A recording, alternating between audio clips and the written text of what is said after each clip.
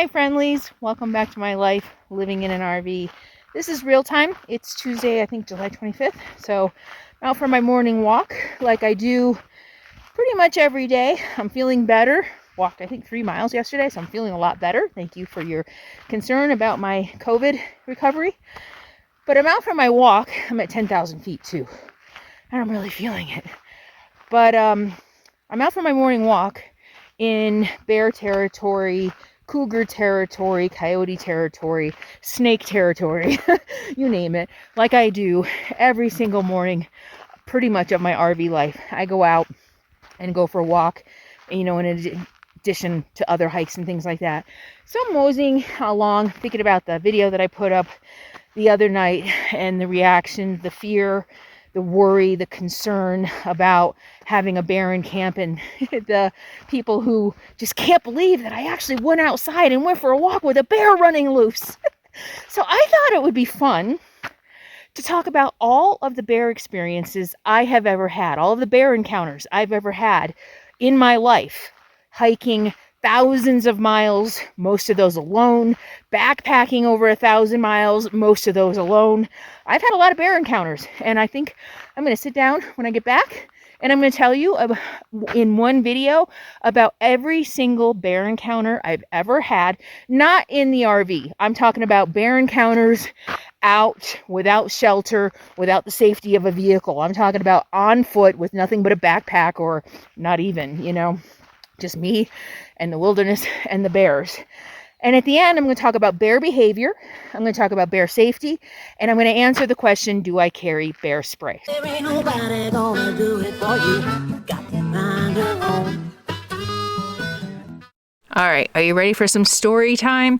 So in thinking about and preparing for this video, I wrote down 7 bear encounters on foot that I remember. I feel like there's more. These are the big ones that I remember. All right, so let's get started with some story time. Actually, let me sit back and relax. That's better. All right, so my very first bear encounter was on, I think, my second backpacking trip. I was out for, I think, a 4-night, 5-day backpacking trip. I think it was called the Grand Canyon of Tuolumne. I was with my boyfriend at the time, who was more experienced backpacker than I was. Like I said, it was only my second trip. And we were near, I think, Glen Aulin. And anybody who has ever been to Yosemite knows that Glen Aulin is notorious for bear activity. We were hiking into our destination for our first night of camp, and we ran into a ranger on horseback who said, there was a bear in the area last night, so just make sure you really secure your food and hang it. And we were like, yeah, okay. So we get to camp, we finish our dinner, we pack up all our food and our pots and pans, and Tom hangs them from a tree. And I look up, and it's literally, the bag is like this far from the trunk of the tree. I'm like, hey, I know I'm new at this, but that doesn't look secure to me. All a bear has to do is climb up the tree and grab the bag. Oh, don't worry about it. It'll be fine. And I'm like, I don't know. I think you should hang it further out on the branch. Oh, no, it'll be fine. Novice backpacker. I was depending on his experience and knowledge. I'm like, okay, well, if he says so, sure enough. And shortly after we got in our tent to go to sleep that night, or maybe it was the middle of the night. I think it was the middle of the night, because I feel like we were woken up by the crash, bang, boom, all the pots and pans hitting the ground. And we heard a kerfuffle. Is that the right word? We heard a lot of noise outside. We unzipped the tent. We flashed our flashlights out. And sure enough, there's a bear staring back at us 8 feet away, 8 feet away from the front of our tent. Maybe. It's been a long time. Not very far. Really close to our tent. And he looks up and we're like, oh shit, and he just keeps eating our food. Literally it felt like forever. It felt like 2 hours he was there eating our food. And we zip the tent back up. We lay in there. We're like, what can we use in case he attacks us? It's my first bear experience. I'm terrified. It's going to attack us. We had little water bottles of some kind of liquor that we had taken with us, and I'm like, the bear's gonna drink the liquor and he's gonna get drunk because he's never been drunk before, and he's gonna come after us. And we had nothing in there to defend ourselves. We had a lighter and I don't know. I think we thought a can of propane or something. I don't know. But I literally laid there terrified for the entire time. The bear's chomping on our food, and we hear grunting and snorting, and he's clawing the tree. We saw the claw marks the next morning. He's clawing the tree, you know, because they sharpen their claws. And I'm like, oh my God, he's sharpening his claws. He's going to get us. And he ate our food and moseyed on. Didn't come anywhere near us, didn't bother us. We didn't challenge it. We didn't try to scare it away, because anybody who's been in the wilderness knows once a bear gets your food, it's not your food anymore. It's a bear's food, and you do not want to fight a bear for your food. So literally, he finished eating the food and just wandered away. And the next morning, we had no food. This was the first night of a five-day trip, and we had no food, so we were hiking out. We were 7 miles in, and as we're hiking out about a mile down the trail, there was a group of guys, big group, 6, 7, 8 guys, who had base camped there for, I don't know, a week or something. And we were like, hey, you know, a bear got our food. And they're like, yeah, it came into our camp, grabbed a backpack. We were all sitting around the fire, and it just came and grabbed the backpack, and we scared it off, and it dropped the backpack in the meadow, so it didn't get the backpack. So they were able to scare the bear away. Did you hear me? They scared the bear away, and it hadn't gotten any food yet. It just had a backpack. So they got up and they chased the bear away. And we were like, yeah, bummer, it got our food. And so they gathered, they were leaving that day. So they gathered all their leftover food and gave it to us so that we could finish our trip. We were literally eating like rice and beans for breakfast and stuff like that, but we just wanted to finish the trip. So that's bear encounter number 1. I lived to tell about it. It was 6 feet, 8 feet maybe. I don't remember. Not very far. I mean, we could see it. We could hear the snorts. We laid in our tent while it ate our food. It ate our food and it left. There's some morals here. I'll tell you at the end. The second bear encounter, and I don't know if these are in order, that I remember is, and I've told most of these stories before, I was in Tahoe. I'm pretty sure it was Tahoe National Forest on a solo 1 or 2 night backpacking trip. I was coming out the trail, you know, back to my car. It was a very steep switchback, windy, very steep. I was huffing it. Capone, you know, whenever I hike with a dog, I like them to stay close so that if I see any wildlife, I can call them off before they get into the chase. We were really steep, coming up around a bend. I think we all saw each other at the same time. I saw the bear saw me, Capone saw the bear. The next thing I know, Capone's chasing the bear, and I see Big Bear Butt hauling ass into the woods. And I was screaming bloody murder, trying to get Capone back. His recall was not very good as it was, especially on a chase. There was no way he was going to listen to me. And I screamed and I called and I went into the woods trying to find him and see where he went. He just disappeared. He and the bear, they were gone. You know, and I'm listening for any sounds of a struggle or a fight or, you know, like dogs getting eaten. Heard nothing. And was like, what am I going to do? All I can do is sit here and wait. So I literally just sat on the trail crying. And half hour later, I think it was, I hear, and I turn around and there's Capone. Not bloody, not hurt, nothing. He chased the bear. He probably treed it or he lost it, but he chased the bear as far as he could chase the bear and then found his way back. So again, the bear ran away.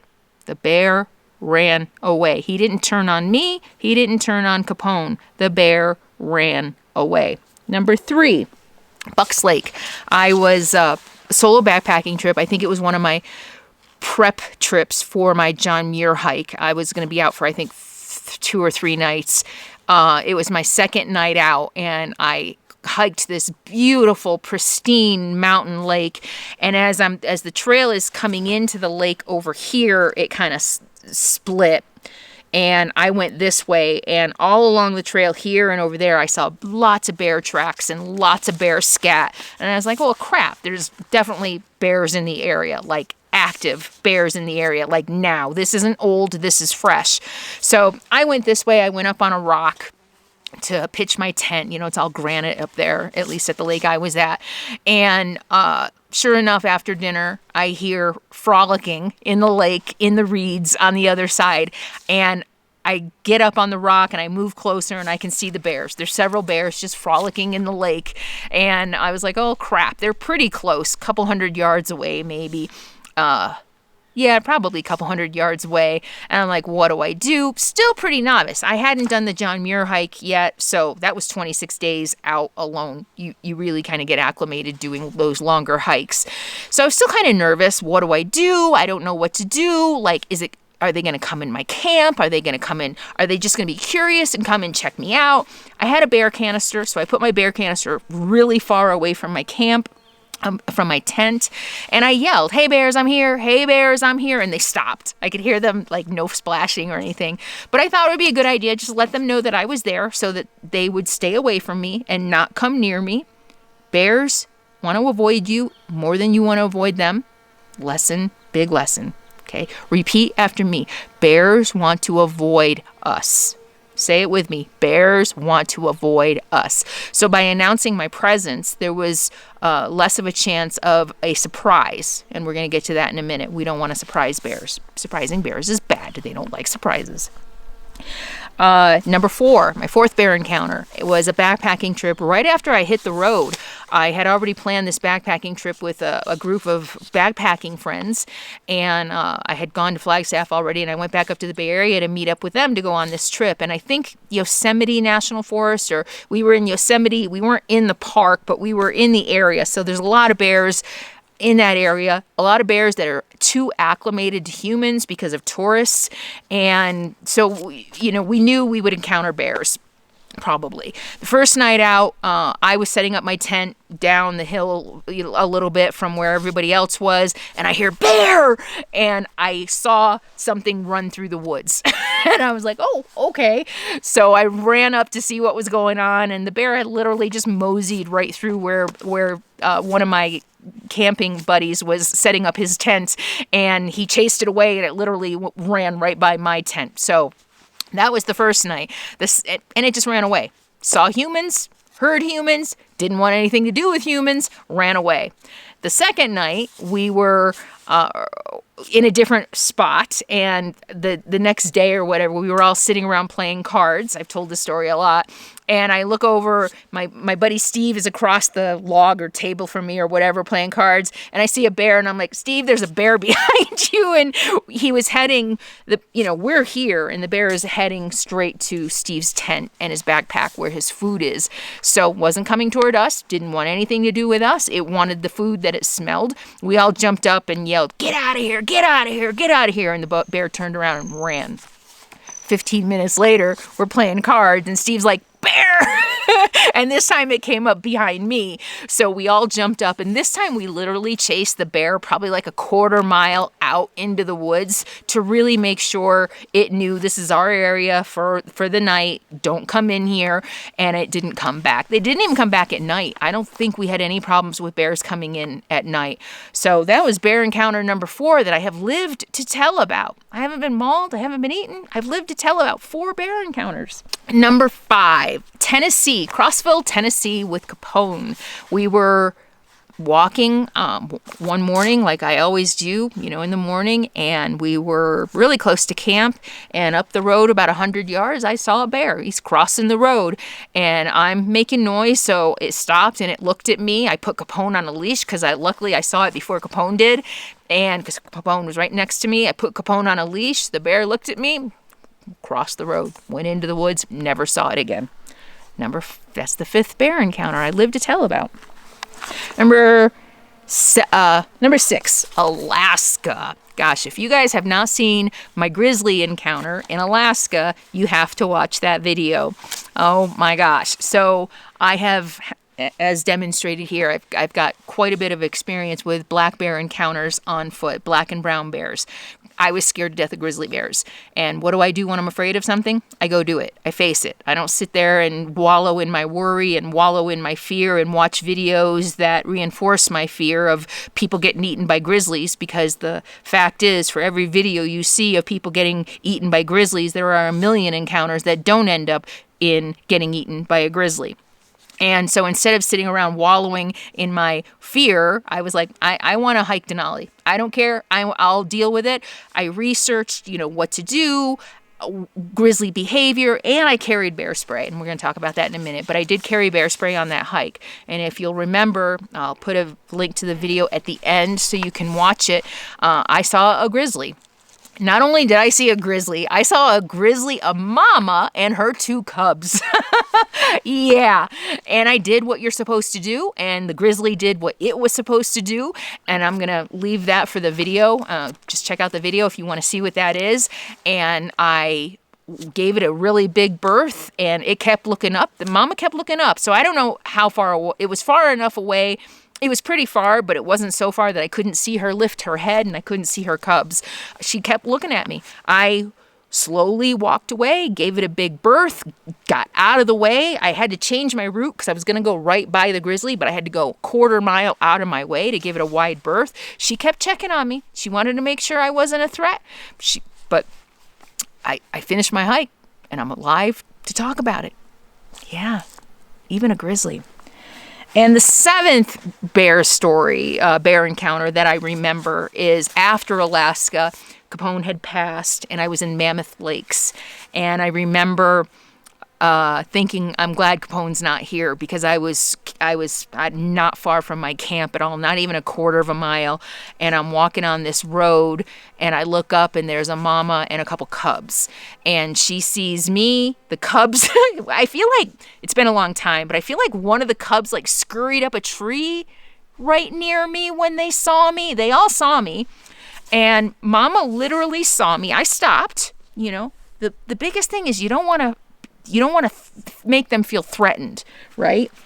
That you're going to hurt, especially the cubs. So I stopped and watched. I wanted to see what mama was going to do. Is she going to get aggressive toward me? What's she going to do? She saw me, and she just kind of like rounded up her cubs and walked the way they were going. She didn't charge me. She didn't look like she was gonna hurt me. She just gathered her cubs because I stopped. I wasn't a threat. And she just took her cubs and went in a different direction. So those are the 7 bear stories that I remember. And those are just the ones that I have encountered on foot. I've encountered numerous bears in my RV. And in fact, I've got 2 or 3 bear encounters where I physically saw the bear in my camp. I've encountered more bears here in Colorado this year than I have ever encountered. 4 or 5 bears we've had in camp. And I've got videos where I actually got bear on video. So that'll be fun video to show you guys. And also some troubling behavior from 2 bears. And we'll talk about those when the video comes. But so those are my bear encounters. I have lived through at least 7 bear encounters with dogs, without dogs, on foot, with nothing between me and the bear but the forest. And I have lived to tell about it. And my goal here is always to try to be a counter to the fear-mongering that we see online and in the media. And I can't say this enough. Survival, everyday, normal stuff doesn't make the news. The anomalies make the news. The fearful things that are going to incite fear make the news. The things that are going to make you afraid and make you emotionally react are going to make the news. The millions of people who go into the woods and hike every single day and see bears without incident don't make the news because it's not interesting. It's not going to make you feel anything, right? I'm here to show you the other side. And yet people still want to send me videos about bear maulings. No matter how many times I have lived out here in the forest alone with dogs and without dogs for 6 years. For 6 years. And I have survived bear encounter after bear encounter. And yet people still want to send me videos of bear maulings to prove that I'm irresponsible.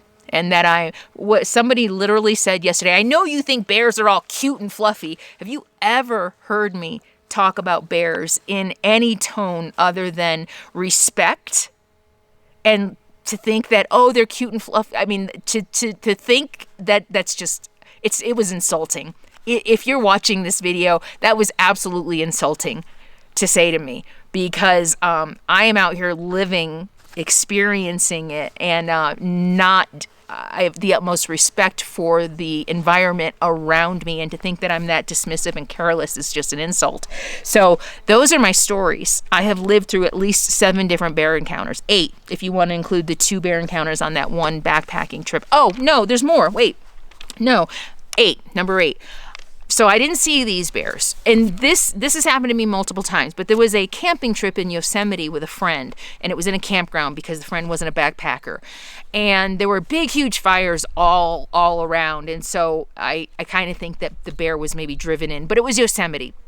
So bears are everywhere in Yosemite, and they're acclimated to humans. So she's got her tent over on one side of the campsite. I've got mine. And I'm laying... Well, I go into my tent for the night, and I realize I have chapstick. I forgot to take chapstick out of my pocket. And in bear territory, where especially someplace like Yosemite, you cannot have anything that a bear might smell, anything at all in your tent. And I'm like, I'm not sleeping with my chapstick. So I just opened my flap and threw it outside. So I'm laying in my tent trying to go to sleep, and I hear footsteps, literally like right outside my tent. I hear footsteps. I thought they sounded bipedal. And I was like, it's Bigfoot, or a human. It was big, heavy, muffled footprints. But I honestly don't know if I would know the difference between bipedal and quadrupedal, 4 feet outside my tent. But there were definitely footsteps outside my tent. And then I heard something get flung across my camp. Like something hit a tree or a picnic table or something. And I'm like, oh crap, what the heck was that? And then I'm laying there holding my breath because I want to hear. You know, at this point, I think I was pretty experienced. I don't think I'd done the John. No, I hadn't done the John Muir Trail yet. But I'm just laying there holding my breath, trying to hear. And I literally hear something sniff right by my head. Outside the tent, something is sniffing my head. And that's what bears do. You know, they encounter a tent, and that's why you don't keep food in your tent, you know. I did on the Pacific Crest Trail. I slept with my food in odor-proof bags because everybody else did. I don't recommend that at all. I didn't on the John Muir Trail. In the JMT, I had a bear can. You have to have a bear can in that part of the country. And so I've heard sniffs outside my tent before, sniffing my head, and that's what they do. They sniff your head. It's like, okay, human, not a food source. I'm going to carry on. I woke up the next morning, and my chapstick was literally on the other side of the campsite. So again, I don't know what picked it up and threw it. I guess a bear maybe picked it up and flung it. I don't know. But I have had that experience many times where something sniffs outside my tent, or I hear footsteps outside my tent. Remember, I've hiked thousands and thousands of miles alone, and I have backpacked over 1,000 miles, mostly alone. I have heard footsteps outside my tent. Things have been outside my tent. I've heard things sniffing at my head, and I have lived to tell about it. So let's talk about bear behavior, bear safety, and whether I carry bear spray. All right, so bear safety. What's the number one rule I always say for staying safe? No matter what the situation, no matter where you are, what's the number one rule for safety? Be aware of your surroundings, right? Be aware of your surroundings. If there are bear prints and signs of bear around you, know that, and know that you need to be on higher alert than you might normally be. Just because you don't see signs of bear doesn't mean there aren't bear. There's bears in the woods. It's just a fact. But being aware of your surroundings also means being knowledgeable, being prepared, knowing what's out here, knowing how the things that are out here behave and react, and knowing what to do in an encounter. So being aware of your surroundings is not just about, you know, visually seeing what's around you, but it means being aware of the habitat, being aware of activities and behaviors and things like that. It means doing your research. It means being knowledgeable. It doesn't mean going out into the woods alone, blind, and not knowing how to react in the situations that you might encounter. And that's why it was such an insult to me that somebody was just like, oh, you act like you think bears are all cuddly and cute. I've never said that. I've never alluded to that. I mean, yeah, I've said bears are cuddly and cute, but too bad that they can be so vicious. So anybody who would even think that about me just obviously has not watched my videos, and they don't know who I am. So because I can't explain everything I know and all of my experience in every single video. It's like, oh yeah, okay, there's a bear. So, here, let me spend 20 minutes telling you about my experience with bears and blah, blah, blah, blah, blah. I mean, I'm just out here living my life. But you have to be prepared. You have to know what you might encounter and what to do. So here's bear safety 101. Number 1, we are not bear food.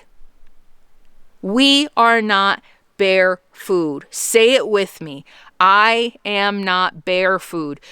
Humans are not bear food. It is a deranged, sick animal that attacks humans, pretty much regardless anything that we would experience in North America. It is not a normal situation for an animal to attack a human, and especially to eat a human. We are not bear food, okay? Get that through your head. We are not bear food. Bears are not lurking behind every tree waiting to pounce on us. No. I was thinking about this morning. Humans are so egocentric. We go into bear territory. We go into bear home and we make it all about us. Oh, there's a bear lurking. They want to eat me. No, it's not about us. We are going into bears' homes. We are going into the wildlife territory. It's up to us to be smart, to know that we are visitors in their territory, and this is what we have to do in order to stay safe without shooting them, without spraying them. Because that's what we do. We don't prepare. We get so caught up in our fear and our human centricity that we think that we can't go out without guns. And I'm passionate about this because I've spent so much time in the wilderness. And people still, you need a gun. I am living proof that you don't. And yet people still think you do. We are visitors. We are visitors. This is their home. And here is what we need to do to respect the bears, to respect the forest, to respect all the wildlife. Number 1, make your presence known. That's the biggest safety tip I can give you. Everything, they want to avoid you more than you want to avoid them. Again, unless it's a very sick bear, or a very sick cat or coyote or whatever. These animals do not attack us if they are normal, healthy, and not acclimated to humans. So the more proactive we can be in respecting their environment, the safer they're going to be and the safer we're going to be. The biggest thing you can do is make your presence known. Wear bear bells if you have to. Make noise, talk, sing. Even I've heard hikers say even the clacking of their hiking poles they think is enough to scare bears away. Here's another thing. For those of you who, especially the guy who said, or whoever it was who said, I can't believe you were out there hiking with a bear running loose. A bear wasn't running loose. A bear was living his normal bear life. And here's the thing. If you've hiked, if you've backpacked, if you've spent any time at all, if you've fished, if you've hunted, if you've spent any time at all in the woods, and I know most people who come out here and spend a lot of time out here are like me, and they're smart and they're aware and they don't live in fear, because if you live in fear, you're going to get killed. You're going to do something stupid. You're going to get killed or you're going to get something killed. Here's the thing. If you spend any time in the woods, whether you've seen a bear or a cat or not, you've encountered them. You have. You've encountered more wildlife than you know, because they hear you coming and they scramble in the opposite direction because they want nothing to do with you. The world does not revolve around us humans. They don't want to eat us. They don't want to attack us. They just want to go on living their berry lives. Independent of us. They'd rather us not be there. So the fact that they would rather humans not be there at all, number 1, if they hear you, they will run unless you scare them.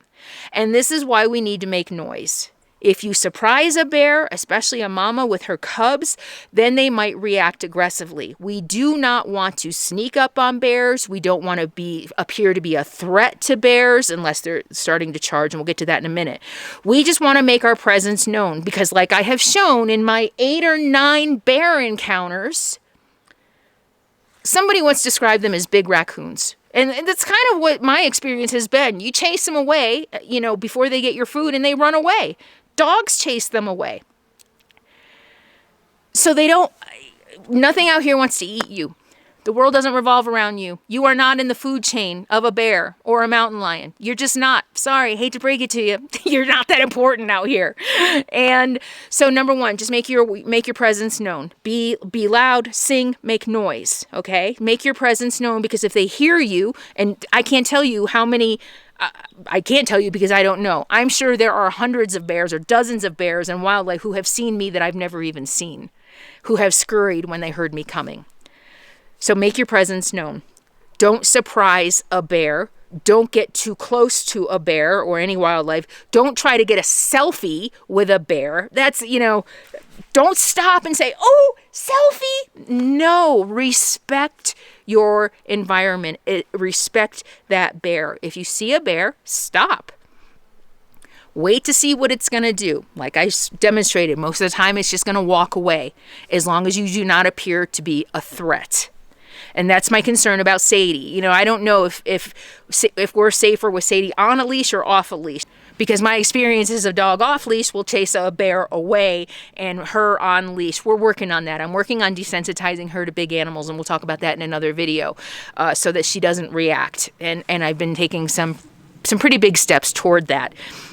So you don't want to appear aggressive. You just stop what you're doing.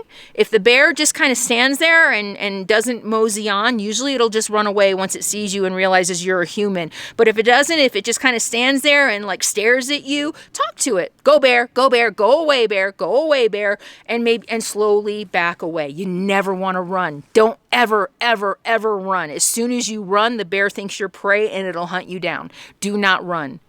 So if it does start to show signs of aggression, if it growls or it snorts or it's staring you down, make yourself as big as possible. This is especially good if you've got a backpack, because you already appear bigger.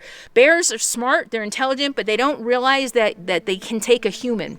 They really don't. They don't realize, I guess their sense of size is off. They don't realize that they're bigger than you.